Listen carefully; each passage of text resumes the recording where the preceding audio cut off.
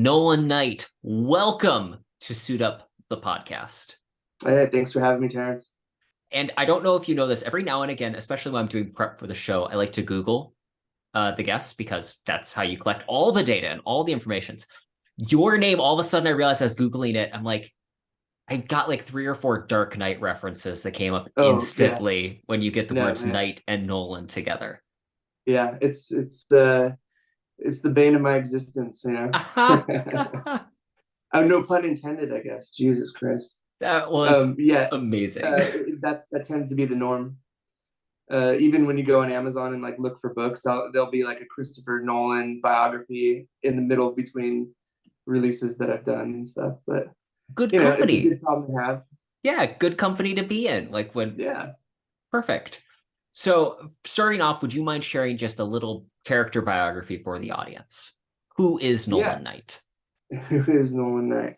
Well, I'm a fiction author. Primarily, the stories and books I've had published have all been noir literature. My first publication was in 2008 with Thuglit. Um, and then those are short stories. I did all the film features for the LA Record when it was in existence in LA, which was the biggest music publication. That was their claim to fame, which would entail doing reviews and previews and interviews with basically like cult cinema people. And then I got a new novel from Down and Out Books coming out on June 12th called Gallows Dome. Uh, it's basically a California gothic noir Mhm. And we're going to get woman into from more Los Angeles. details on that Yeah. as we go through. I want to tease the audience just a little bit. Okay. Well, yeah, that's basically my makeup. It's LA Record, noir short story publications, and then my debut novel was Neon Lights or Veins, and a short story collection was put out last September called Beneath the Black Palms. Got the copy right Yeah. here. And we're definitely going to talk about this too. I just want to quickly comment. I love the button you've got on for people that aren't watching on YouTube. You've got a button that says Gallows Dome on it. It says follow me to Gallows Dome. It's it's shield merch. I got a bunch of them made for events that are coming up, so I decided to throw it on for this. See, it's stuff like that that I think is genius when it comes to marketing a book because anytime, so like right now, I've got a adventure story that's coming out in I don't know when, but because I have more time than expected to think about what the marketing is going to be, I'm like trying to pick out what are the things I could do to like physically merch the book in Yeah, essence. And I always I think that don't know. something like Even that is genius because it fits so well with the plot to Gallows Dome. yeah, I got I got at first I was thinking of have you ever been to like Las Vegas, like downtown Fremont, and they No. have these. Well, they'll have guys that are handing out flyers for strip clubs, and they always wear these Oh, shirts, and it says "Follow me to," and the Spearmint Rhino or whatnot. And I'm like, I should have some shirts made up, and then I priced that out, and I was like, well, I guess we're doing buttons. but it's stuff like that that really travels well too, because like, you don't want to give a dude your shirt. Like It's fun, when dude. you have I your mean, own shirt, the whole thing is just to have something fun for readers when if you see them in person, and usually I'll have like stickers I'll give to buddies that like plaster them through bars in LA and stuff like that. But um, I got so many stickers from the other two books. I'm like, let's switch the buttons for this one. And I don't uh, know if they work, but it's a conversation starter if anything. yeah, this podcast proves, if nothing else, that you see the thing and you ask about it. Because I mean, I don't want to get ahead of myself, but Gallows Dome as a name and an idea, it's a really good hook Mhm. because it sounds really interesting. Yeah, it came about by accident too. It was one of those things that got put in the book well deep into it. Like the name of that, not only the title but of the premise of Gallows Dome. It's probably changed 10 times but it just seemed to stick. So before we get to Gallows Dome, I do want to talk about Beneath the Black Palms, which first and foremost, can I just say I love the title and the book design? Oh, thanks. It's Yeah. fantastic. I can't recall who designed that, but it should be in the inside of the book. But yeah, they Down and Out's been great as far as designing, because they always ask your input first, and um, they're whatever my input is, I don't design covers, Mm-hmm. and so they'll Right. always, Stay in your lane. yeah, they'll send like 4 covers, and like 3 of them will be exactly what I described, and then there'll be one that's completely different, and that's so far has been the one that I picked for the covers, because especially with neon lights, which I couldn't, it was they nailed that one. And after that, it's like I'll tell you what I think in my brain, but please do whatever you like. Your graphic design input is better than mine. Yeah, that's why you work with professionals. Let them Yeah, do their exactly. thing. So how did Beneath the Black Palms come together? Because it's a short Well, story collection. it's Kind a of what short are the story range of these collection. stories? Well, uh, most of them, I think 8 or 9 of them had all been previously published in places like Thuglit, Needle. Uh, I'm drawing Plots with Guns, uh, Made in LA, like just basically from 2008 till 2017 publications that fit in there. And then I wrote uh, 2 new stories, 2 or 3 that were put in there. And it was at the request of an agent that I had at the time to compile them to I guess to use with a novel to try and sell. And when I got introduced to Down and Out, I just let them know that I had that as well, and they were interested. Awesome. My favorite story in the collection was Vin Scully Eyes. Oh yeah, that came out in Tough. Rusty Barnes's outfit. Yeah, that's a. I don't even remember how that came around. It's kind of, most of them, they feel like writing exercises. That's how Mm-hmm. I get into them. Uh, Short stories for me, since I was in college, have always been kind of the hardest thing to write, Mm-hmm. um, just because they're so lean. And with that one, it's a pretty dense narrative. It took me a couple months probably to do it, and then I just sat on it for a while. I didn't have anywhere to put it. I think Thuglit had stopped at that time, and I just didn't really know any avenues. And then I saw Tough came up, and it looked perfect, so I sent it to them, and they liked it, and it made it into the book. It's what I enjoy about is it fits very well within what I think a lot of noir is, which is Mm, how can we have an semblance of characters that are kind of well-meaning, have the worst thing possible happen? yeah. And I just love how there's like it's almost like a series of unfortunate events where Mm, we get, I don't want to spoil the ending, yeah. but I was just reading this book called Tricksters Make the World by Lewis Hyde. Uh, And it's all okay. about how tricksters are the people across paths. Uh, And the concept of just accident in story makes yeah. such a dramatic difference. And I think that Vin Scully, especially, just so perfectly encapsulates that, where the Oh, thanks. things just, you do have this, you set up everything that happens beautifully. Yeah. The whole plot line for that is just one person's like light bulb to do something good for the world, and it just Uh-huh. fucks everything. And but I mean, that's the common trajectory of all noir. It doesn't matter how good or bad your protagonist is, they always have to end up in a place that's worse than where they started. And even in that, at the end of that story, he may or may not realize it, he's in the worst place he started, but the world is, because of him. That was a fun one. So one of the things that I really did enjoy in reading Beneath the Black Palms and in Gallows Dome is the way you create characters. Because Mm, this, in fact, so you touched briefly on short story writing, but I want to ask to dig a little deeper into that, because that's the thing that I've always struggled with, especially is how to, because you have such a short runway, mm, especially in like Beneath the Black Palms, you do such a great job of creating these very full characters in yeah. only a few sentences and pages. Is there, how Yeah, much it's different approach do you have to Not much when it comes to character. It's just and I never thought about this before until maybe a few years back, but like we're doing LA Records stuff where you have an editor and it's like you got to put out an article, you got to put out an interview, and it's just like get in, get out, here are the facts. You kind of like learn a bone structure on how to move a narrative, and then if you put a protagonist in that, and then already have some type of a backstory in mind that you can touch upon, that can kind of build throughout the novel, it kind of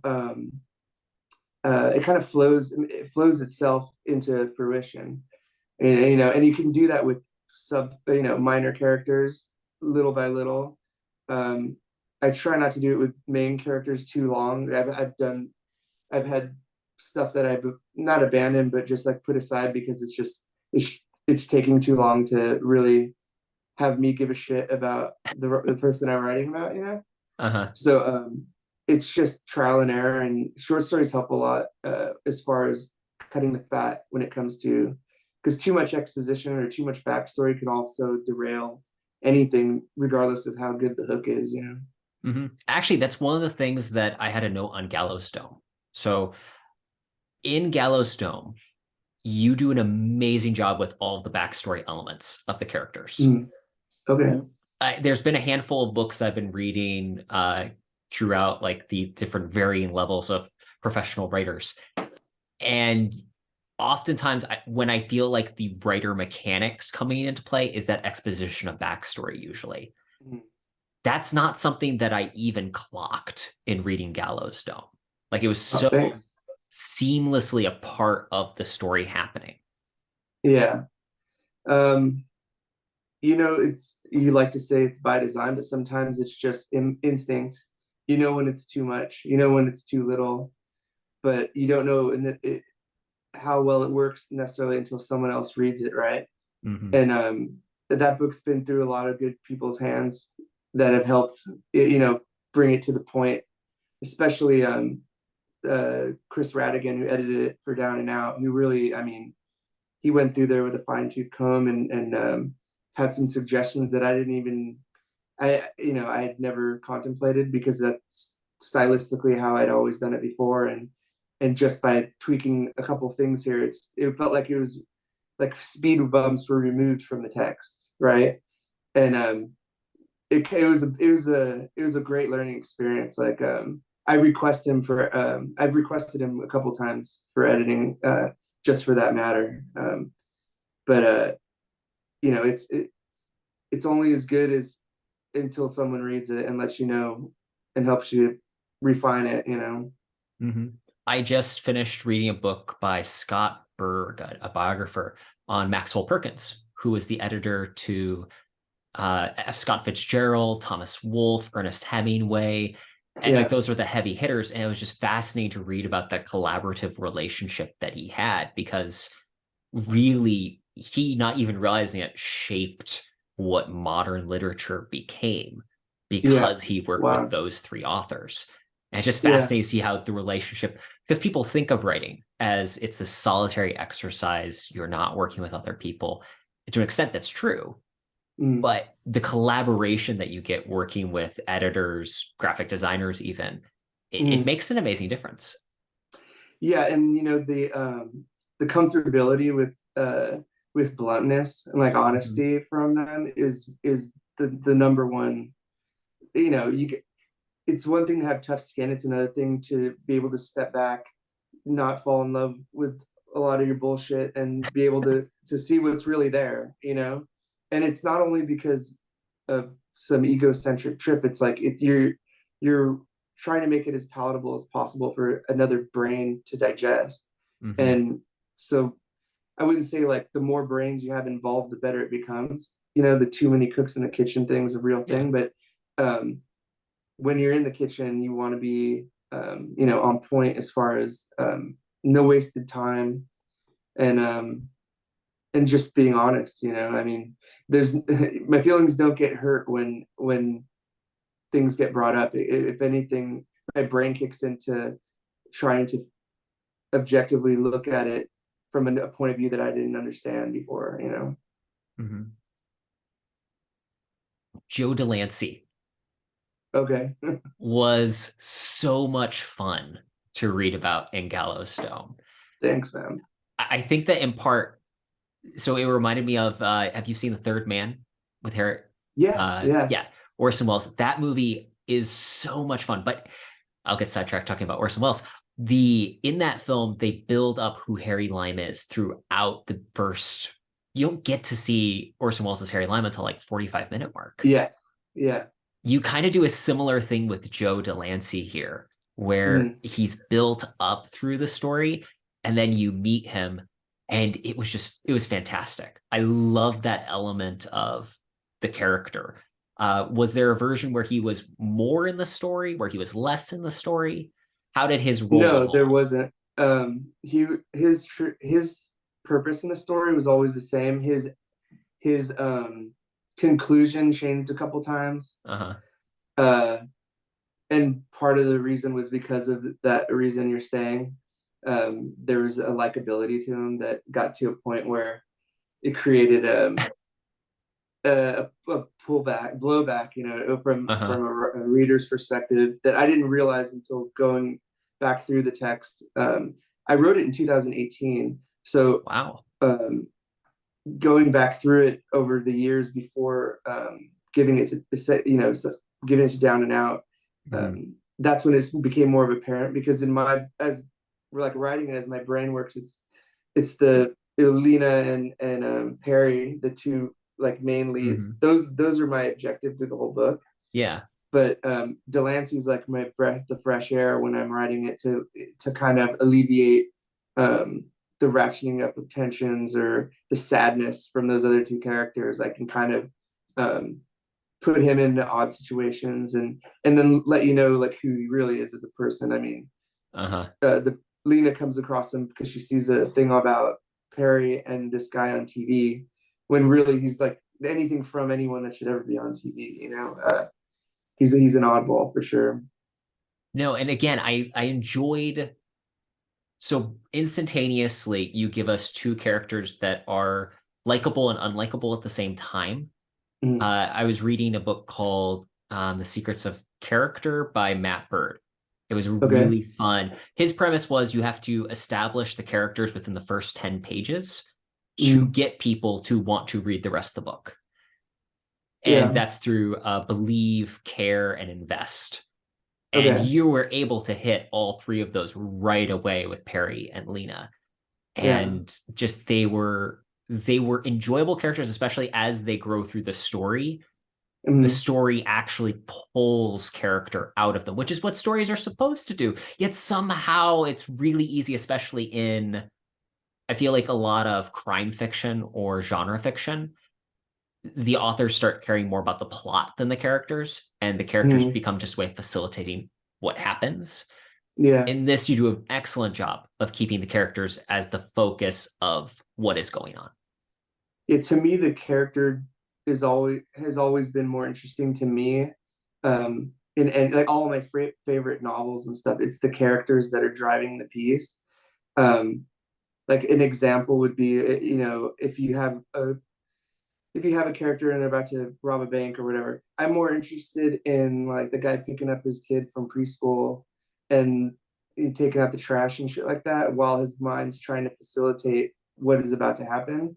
To me, that's way more interesting than another guy wearing another president's mask that has a gun and can also surf and jump at airplanes or whatever, however you want to write it. But that the character has always been the most fun, and I've always just gravitated toward um, putting most of my effort into three-dimensional Mhm. three-dimensional structures for them to mess around with, and then you can add a plot device, and if the characters are strong enough, they'll walk right through it. Um, that's fun. That's what's fun to me. I mean, I'm not a big outliner. I'll outline to delude myself into thinking it's going to be easy. And then I've never followed an outline after about 50 pages, but then they become like your breadcrumbs through the forest. Hmm. where I'll write for a month and I'll go back and then I'll input my new stuff into the outline where I left off. And then if I want to start up the next day, I can pull up that outline, see what I've done so far, and then go. Because the lack of it's like being at the top of a hill on a skateboard and looking down. Like that's the funnest part about being in the middle of a novel, and like knowing that what you've created, what you've set up previously is gonna it's gonna propel you to this direction of a conclusion. But what the conclusion will be, it's always better than what I thought it was going to be, or worse, and I got to scrap it and start, you know, think of it in a different way. But that's, to me, writing. That's the most that's the funnest part about it, is unknown and just taking the risk to earn that reward of even just completing a book. You know, Hmm. completing a book's enough reward for me, but getting to do it and learning something about how you craft in the process is what makes you want to do it again. So I saw Winston Churchill quote. There was something along the lines of writing a book is like fighting a monster Uh, and then releasing it, taming it, yeah, and then releasing it to the world or something like that. yeah. I mean,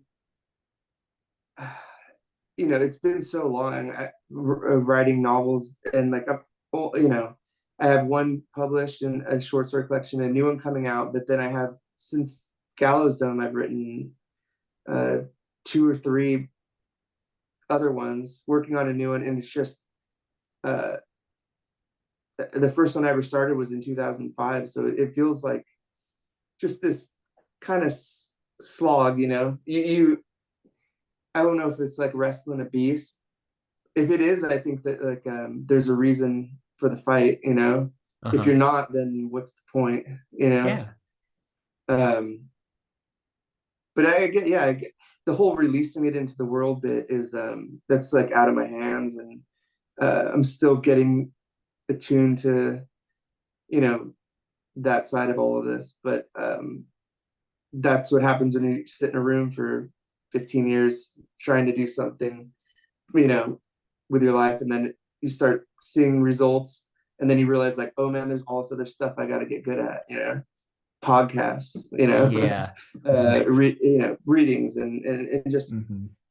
things you never thought about early on, but just become, you have to become familiar with it. And I'm in that process right now, becoming familiar with newer things like that. Hmm. Yeah, writing the book is only half the battle. Then there's marketing it. Yeah, Then there's like, that's why I always find it funny. I'm sure you hear this sometimes too when people are like, oh, I have an idea for a book. I'm like, oh, isn't that nice? Like, yeah, I'm happy for you, but the idea is the easy part. Everything yeah, else isn't. yeah. I mean, yeah, nowadays it's like if I have an idea, unless it sticks around for a substantial amount of time, then really it's not an idea. It's just A a notion. thought, you know? Yeah. I mean, I don't know. Inspiration sparks in all different ways. Hmm. It's just being able to receive it and execute it, you know? There's been plenty of stuff where I was like, oh, this is interesting. Then once you start really getting into it, you're like, I've already lost interest. How can I keep, you know, somebody 400 page 300 pages into being interested in this that I've already got disinterested with? So Hmm. you never know. Yep. I've got an idea for a story that popped in my head, and I was like, okay, this is great, but how is it different than any of the other stories that have a Yeah. vaguely similar premise? Like, before we start working on Well, this, brain, come up with the reason to justify its yeah. existence. Well, the difference is you. You're the difference, right? Yeah. So your brain's like a fingerprint, and if you can tap into how you process any type of story, then ultimately it becomes unique.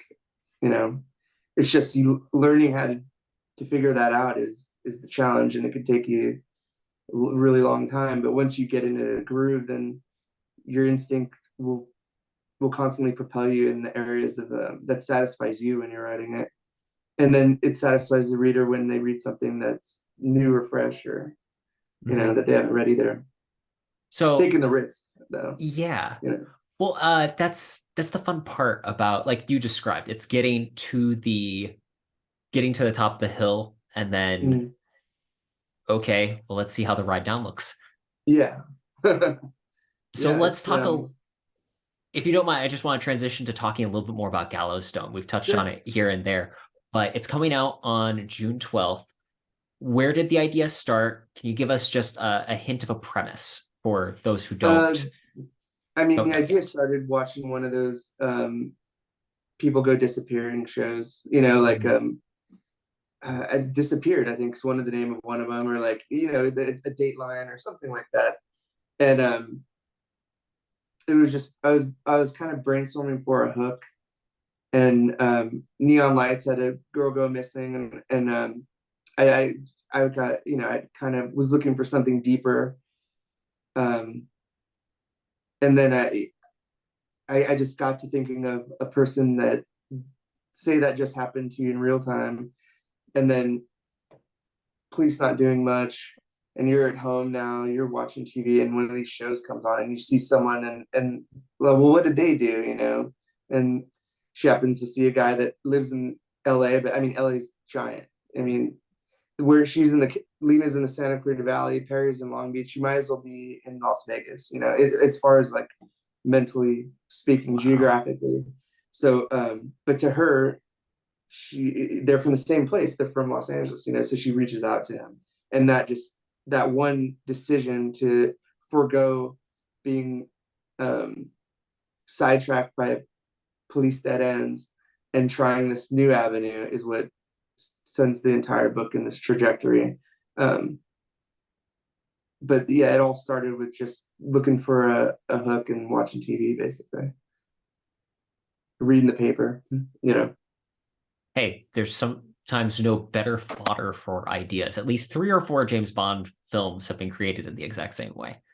Yeah, yeah. I mean, you read the newspaper every day, and whatever town you're in, and you're gonna have gold, you know, eventually.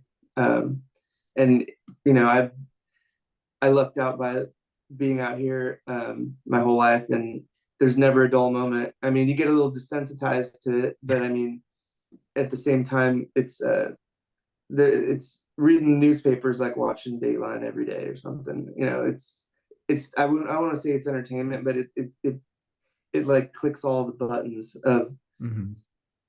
most of the stuff. It's like if you wrote it in a story, you'd be like, that's, I don't believe that, you know. Yeah. Well, so one of the things that I thought was really interesting in reading your book is noir is one of those genres I think that people either struggle to come up with like the modern version or they go back and retread the same like Mickey Spillane. Nolan? Hey, the oh, you Oh, we're just cut back. out for the entire time. Yeah, Okay, perfect. Yeah. Okay, so could you go say that again? I missed it. that's okay. Again, miracle of modern editing. We can get that fixed. Okay. One of the things that struck me reading your books is that you do a great job with modern noir. Okay. And I feel like a lot of times when people do try writing noir these days, they feel the need to go back and rewrite Mike Hammer in some way, shape, or form, Yeah. or try for a new what's his name, Philip Marlowe. But again, I think that you do a great job. This is set today, and it feels very much like today in a lot of ways rather than being a retread of okay, we're gonna throw the 40s on it just to give it that stylistic touch Yeah. and not do much to change any of the four or five basic PI novels. Well, I mean, I wasn't born in the 40s, so I can't relate to that material, you know, but I can read a James Ellroy novel and appreciate um, that era. But for me, it's you know, I like digging into things that I know best. I mean, I'd love to write period stuff, but if your question's like looking back to retread, I'm there's it's one thing to look back and try to emulate. It's another thing to be inspired by Mm. especially noir texts, and like with the Black Lizard book catalog with writers like Charles Willeford and David Goodis and all these like later heavy hitters, you start to see that trajectory of the Mike Hammer, Hmm. that type of noir built upon by Goodis and then Willeford, and then you have people today like Willie Bloughton and Richard Lang who just like who nail it. Um, and so it's kind of just building on this foundation that's set beneath you. So there's no need to retread. Hmm. It's already there. If anything, you have the luxury of creating something inherently you, um, and then it gives it fresh appeal, but also it expands the genre as well. You're building a block that's going to be put on another layer of that house. Hmm. That's I mean, I love noir literature and crime fiction, and to me it's like almost a disservice not to try and do something fresh to build upon the legacy, even if nobody fucking reads it. And at Uh-huh. the end of the day, it's like I know that I'm putting an honest my honest effort into doing something progressive for this thing that I've loved for so long. Hmm. And it definitely shows because again, Gallows Dome is fantastic. Thanks, I man. Thank you. It thoroughly means a enjoyed lot. it. And thanks for The taking the chance on reading it. I think that also gets overlooked is people's uh people taking the risk to just read a book that's a little askew from either mainstream or anything, just from their own sensibilities. I think that it takes courage and risk to like write a novel, but it also takes courage to you know kind of spend a lot of your time in your life, which is all we have, and it's not guaranteed. Mhm. It's not lost on me when somebody reads anything I write. It's pretty it's commendable, on their behalf, uh, to just take the risk, take the chance. It's cool. The hardest thing, honestly, was not reading too quickly Yeah. because I had the book and I was like, okay, I have the interview in so many weeks. I don't I want to keep it like somewhat fresh, but then I kept wanting to just keep reading more and more and more. See, when I find something that I'm really into, I slow down, like I because I don't want it to stop, and You want to savor it? um, no, yeah, and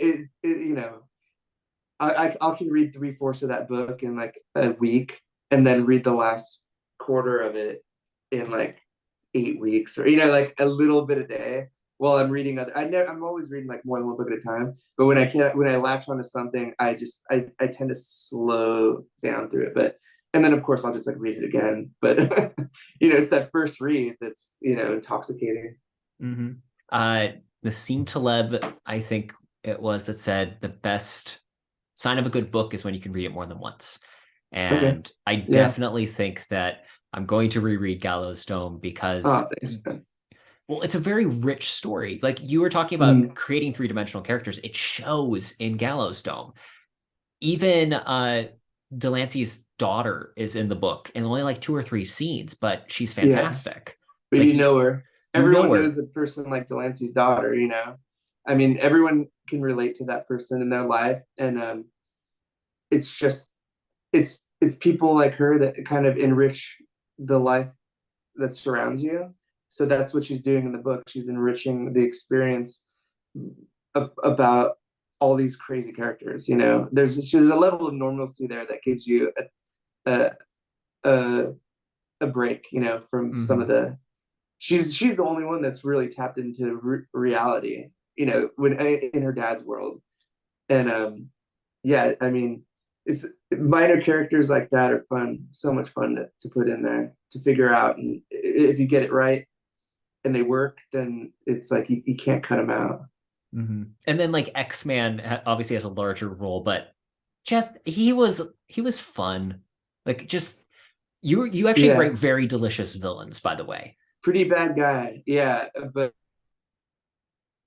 you want to just give him a hug for some reason,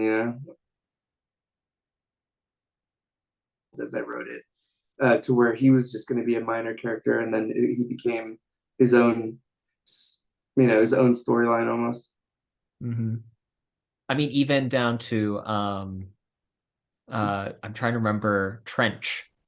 Like again, you give all the Yeah, characters they've got something going on, and yeah. that makes the story feel more realistic.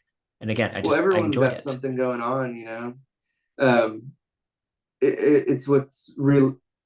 What's easy to relate to other people is your own, or how you connect with other people is through your own struggles and own life experience. And everyone's got their own. And why not minor characters? You know, it's to me, it's I don't want to what's the word I'm looking for here? I don't need just like a conduit to have in the book to move the story along, you know? Yeah. I need what I want is for you to realize a witness in this thing. You're not your participation is to merely sit back and let this and just have no expectations and let it carry you instead of you know, this person's here, you know, this corrupt cop's here to get the bag from this guy, you know. It's like, well, what about the corrupt cops, you know, failing mortgage or you know, I mean, it's just it's things like that that come into asshole. Maybe, you know, he helps old ladies cross the street all the time or some shit. You know, like it's just, I think it just enriches the text. Mm-hmm. Like I said, it shows everyone should definitely check out Gallows Dome. It's going to be out on June 12th. It has my 5 stars. So again, Thanks a lot, man. It means a lot. thank Yeah, you. I'm very excited for it to come out and everyone get a chance to check it out.